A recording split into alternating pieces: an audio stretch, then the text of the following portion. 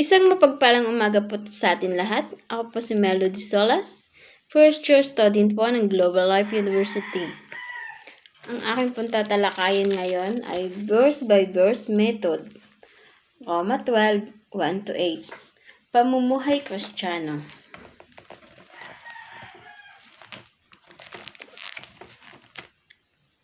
Chapter 12, verse 1. Kaya nga, mga kapatid, alang-alang sa masaganang habag ng Diyos sa atin, ako'y nakikiusap sa inyo na ialay ninyo ang iyong sarili bilang isang handog ng nabuhay, banal at kalugod-lugod sa Diyos.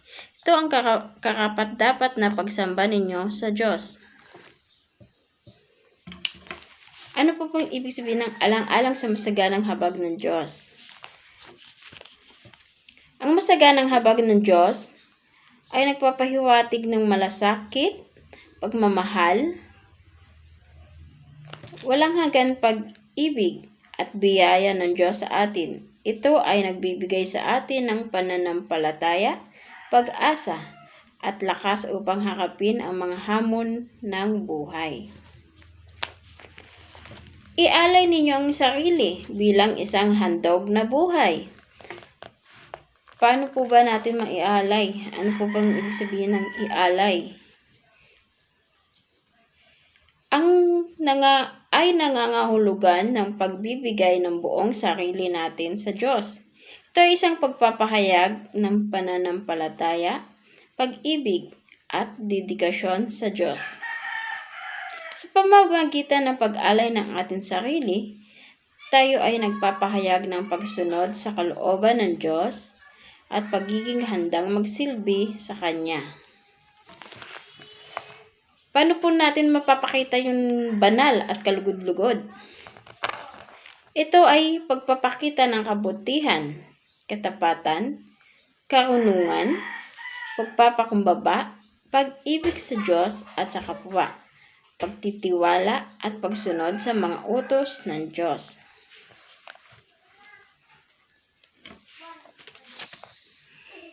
Verse 2. Huwag kayong magkaayon sa takbo ng mundong ito. Ano po ibig sabihin ng huwag kayong makaayon sa takbo ng mundong ito? Ay isang paalala na hindi tayo dapat sumunod o magpadala sa mga pamantayan at mga halaga ng mundo na maaaring lumayo sa kalooban ng Diyos. Ito ay maaaring tumukoy sa mga kasamaan, kasakiman, kaharasan, at iba pang mga hindi makakatulong na aspekto ng lipunan ating ginagalawan.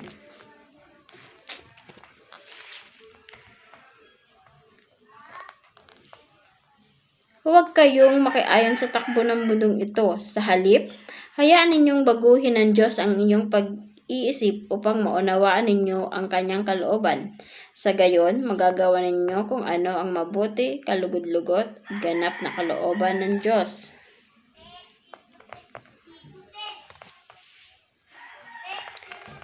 Ano pong yun? Huwag niyong pahalagahan ang inyong sarili ng higit sa nararapat.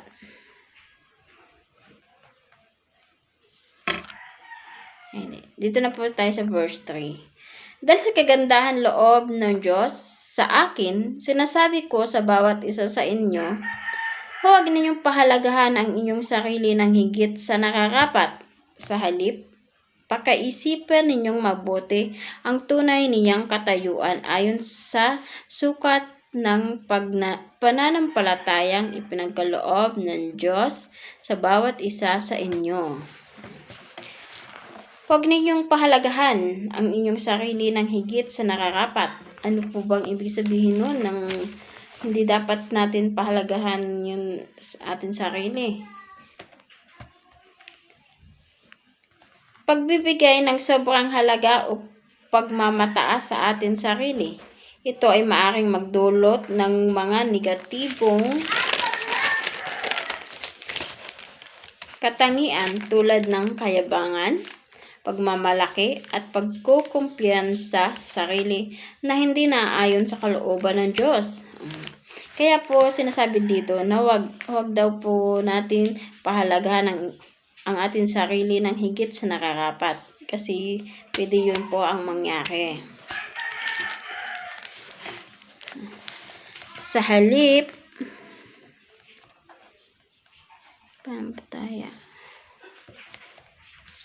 pakaisipan ninyong mabuti ang tunay ninyong katayuan ayon sa sukat ng pananampalataya ipinagkaloob ng Diyos.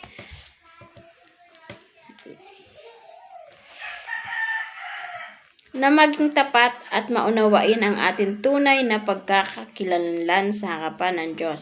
Ito ay nagbibigay daan sa atin na maging mapagkumbaba, maglingkod sa iba at tuparin ang mga tungkulin na ibinigay sa atin ng Diyos. Verse 4.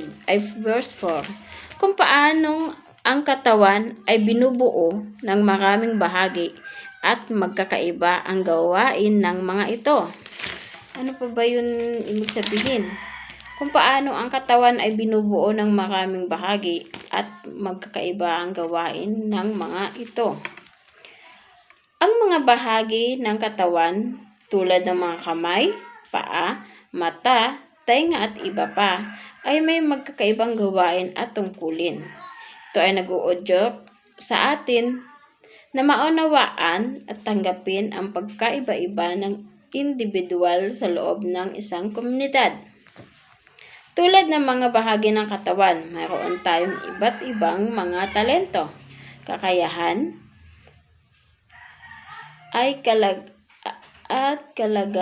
kahalagahan, pagkakaisa, paggalang at pagkakaiba at pagtanggap sa papel na ibinigay ng Diyos sa bawat isa sa atin.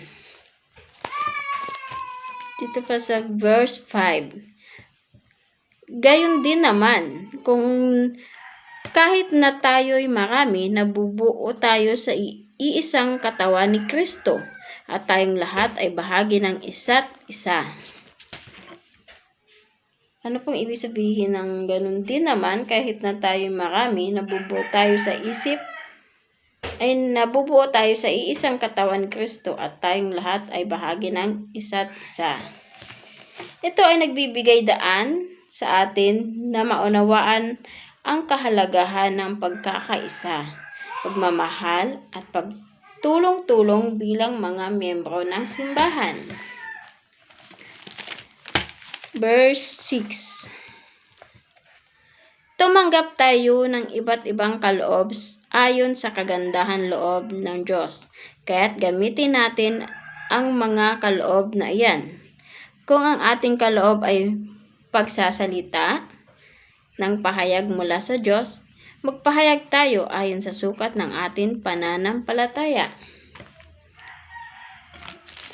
Tumanggap tayo ng iba't ibang kaloob ayon sa kagandahan loob ng Diyos.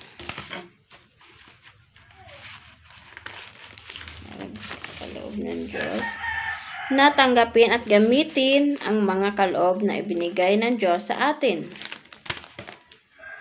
Ito ay nagbibigay daan sa atin na magpakumbaba, maglingkod, at magbigay ng kasiyahan sa paggamit ng mga kaloob na ito para sa kapakinabangan ng iba at para sa kaluwalhatian ng Diyos. Verse 7. Kung paglilingkod ang ating kaloob, maglingkod tayo.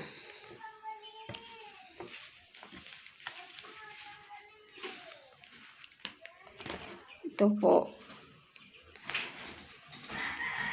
Maglingkod tayo, magturo at tumanggap ng kaloob sa pagtuturo. Kung yung paglilingkod natin, kaloob, kung naglilingkod ang ating kaloob, maglingkod tayo, magturo ang tumanggap ng kaloob sa pagtuturo. Gamitin ang ating kaloob sa pagtuturo bilang isang paraan ng paglilingkod. Ito ay nagbibigay daan sa atin na magbahagi ng kaalaman, mag-inspire, at magtulak ng iba na magkaroon ng pag-unlad at tagumpay sa kanilang buhay. Sa pamamagitan ng ating pagtuturo, maaari tayong maging instrumento ng pagbabahagi at pag-unlad ng iba. Verse 8. Magpalakasan tayo ang may kaloob sa pagpapalakas ng loob. Kung pagbibigay ang inyong kaloob, magbigay kayo ng buong puso. Kung pamumuno naman, mamuno kayo ng buong sikap. Kung pagkakagawang-gawa ang iyong kaloob, gawin ninyo iyan ng buong galak. Yan po.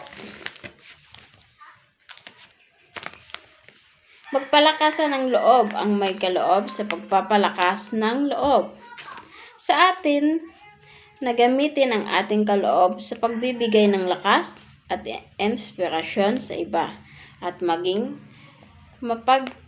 mapagkalinga, mapagmahal at mapag-udyok sa mga taong nangangailangan lakas ng loob. Yan po ang aking explanation sa verse by verse. Roma 12:1-8, Pamumuhay Kristiyano. Maraming salamat po.